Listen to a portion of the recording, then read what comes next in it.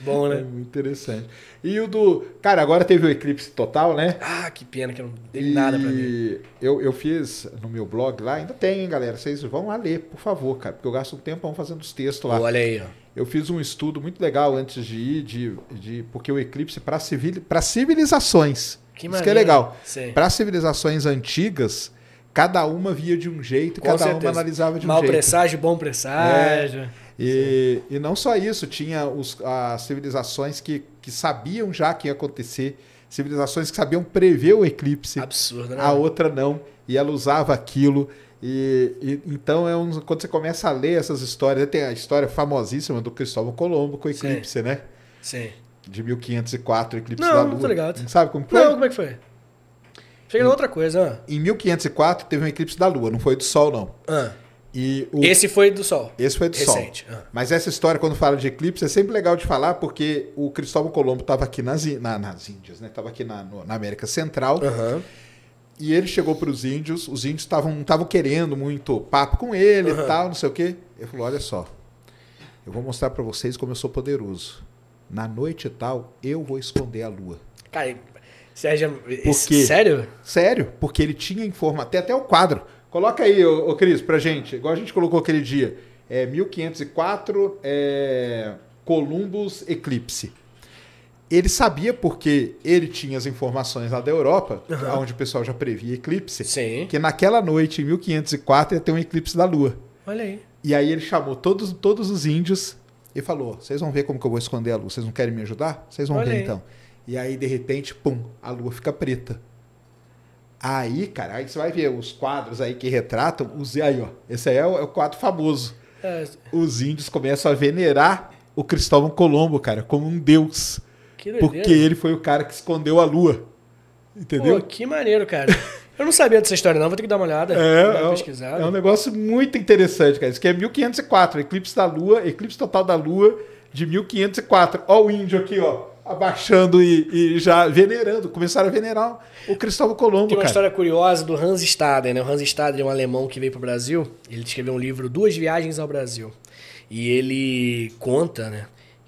Novamente, só temos a fonte Só dele. dele, né? Então, assim, ele pode contar o que ele quiser. Aqui também, a gente só tem a fonte dos europeus. né? Então, assim, é importante. Mas fala que ele tava pra ser morto mesmo, entendeu? E aí que ele se salvou por causa pode disso crer. aí. O caso do Hans Staden é até um pouco parecido nesse aspecto, porque o Hans Staden, ele foi capturado por tupinambás, que era um povo que era antropofágico, né? Tipo, que tinha a prática de canibalismo, né? E aí os tupinambás, eles tinham uma crença de que quando você comia carne, era uma cerimônia religiosa. Você comia carne de alguém. Não era tipo assim, pô, arroz, feijão e carne humana. Era tipo um bagulho religioso. E aí quando você comia carne, você, por exemplo, se você comesse a carne de um guerreiro mais rápido, de um determinado povoado, você também ganhava a velocidade dele. Sabe? Entendi. Passava tipo que nem poder. derrotou o chefão do Mega Man, que você pega o poder Entendi. dele. E aí o Hans Staden, ele conta, né? E aí, enfim, questionável. Ele conta que ele soube disso, ele percebeu isso. E ele conta que ele soube disso quando ele começou a chorar. E os indígenas começaram a ficar ressabiados. Ele, opa, então vou começar a chorar o dia inteiro. E ele chorou muito pra ele ser covarde e os indígenas não quererem comer pegar a característica da covardia. Caramba. Sabe? E aí ele também mentiu, falando que ele era francês, porque os franceses eram aliados dele, dos indígenas, contra os portugueses, né? É importante também lembrar que a colonização brasileira, vários povos tentaram dominar o Brasil, né? A Holanda até dominou durante um tempo, os franceses no Rio de Janeiro também, enfim.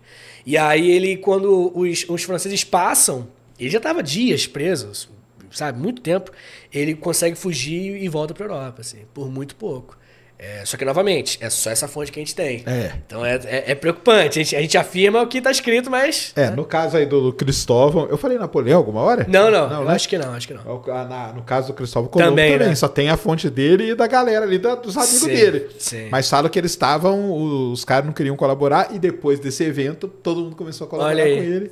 E assim ele foi e tal, entendeu? Maneiro, não fazia ideia. Porque eles falam que esse conhecimento aí era... Então o eclipse parou guerra, começou guerra... Era um negócio que... Eu gosto muito de pensar, cara, que tipo assim, todo grande evento astronômico, e não só astronômico, até geológico, né? Um terremoto.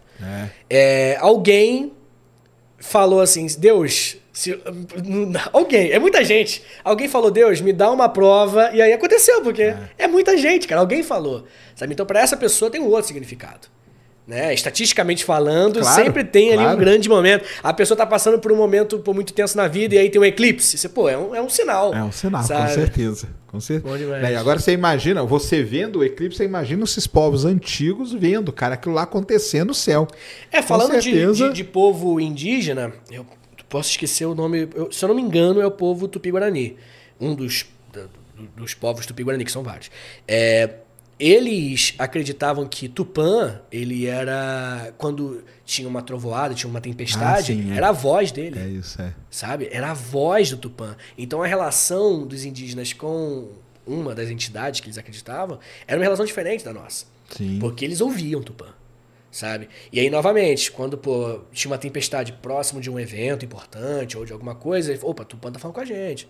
Sabe? Então, isso obviamente mexe muito com a psique deles. Obviamente mexe muito com a cultura, né, que eles vão formar. Só que a gente tem muita dificuldade de perceber a própria ideologia, né? Tipo assim, quantas coisas também da nossa sociedade a gente também não é influenciado pelos nossos valores. Que, pô, muitas vezes a pessoa pode até não acreditar aqui no Brasil, especificamente em Jesus, né?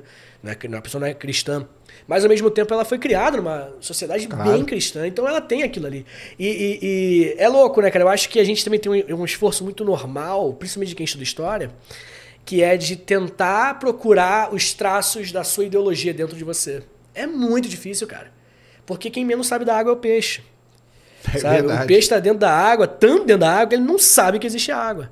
Então eu acho que pode... O que a nossa... E não só... Eu falei de cristianismo por causa do exemplo de Tupã, né? Mas de todos os aspectos, né? Da forma que a gente vive, a forma que a gente vive na sociedade capitalista, o quanto que isso mexe na nossa forma de olhar para o outro, de pensar da maneira... Sabe? É louco, cara. É um exercício muito complexo. E se for feito de forma honesta, com pessoas também fazendo de forma honesta, é muito gostoso, cara. É bem educativo, assim. Só que tem que ter um desprendimento ideológico legal, assim.